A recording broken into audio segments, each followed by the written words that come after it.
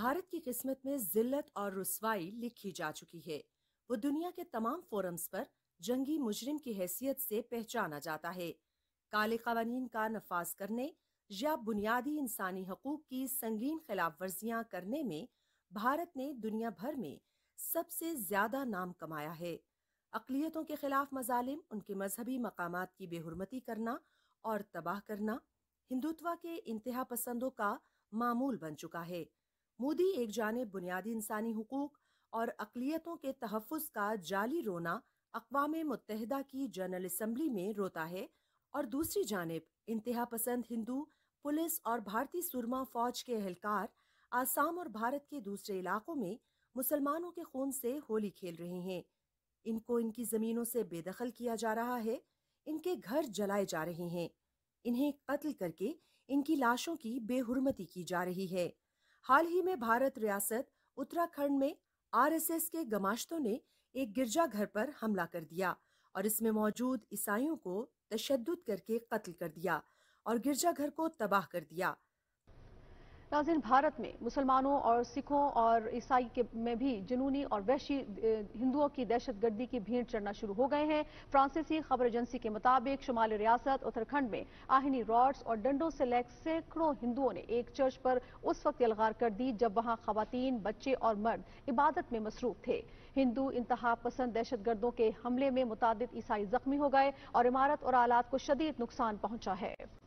भारत में जो भी अपने हक के लिए आवाज बुलंद करता है उसे कुचल डालो, यही भारतीय जमहूरिया का असल चेहरा है।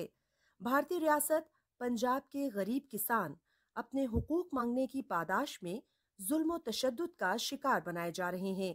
और अगर हम भारत के गैर कानूनी ज़ेर तसल्लुत कश्मीर में देखें तो इंसानी हुकूक तो दूर की बात है, कश्मीरी मुसलमानों को तो सांस लेने तक की आज़ादी नहीं है।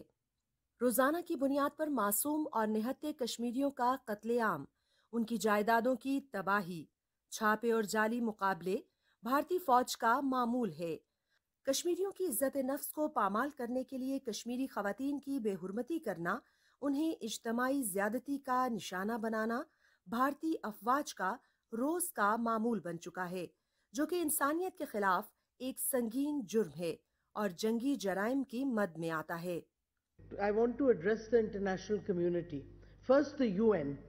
UN की Security Council की resolution है on protecting women and children during armed conflicts. And if states do not do that, or if states indulge in violence against women, the UN is entitled to sanctions. तो फिर सवाल उठता है, why is the UN not implementing those sanctions, which it has itself introduced through its UN Security Council resolution of women in armed conflict. पहली बात वो. दूसरा, I wanted to add, why is the UN and the to allow special procedures mandate holders of the UN Human Rights Council to be given free access into occupied Jammu and Kashmir.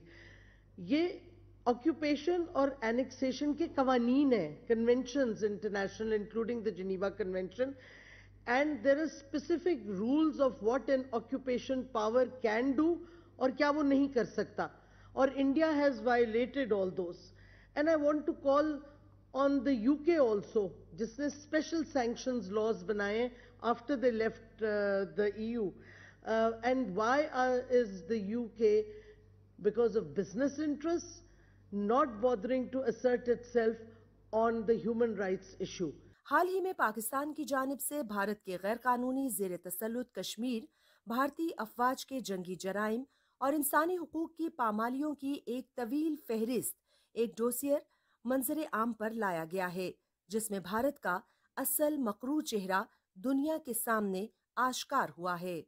Bharat मकबूजा Kashmir में इंसानियत सोज मजालिम कर रहा है और अक़वाम आलम की आंखों में धूल झोंकने के लिए अक़वाम मुत्तहिदा जैसे फोरम पर मजहबी इंतहा पसंदी की रोकथाम के लिए झूठा वावेला कर रहा है, जबकि भारत में हुकूमत वक्त खुद एक मजहबी जनूनी तंजीम आरएसएस का हिस्सा है और इस तंजीम का ये मानना है कि हिंदुस्तान सिर्फ हिंदुओं के लिए।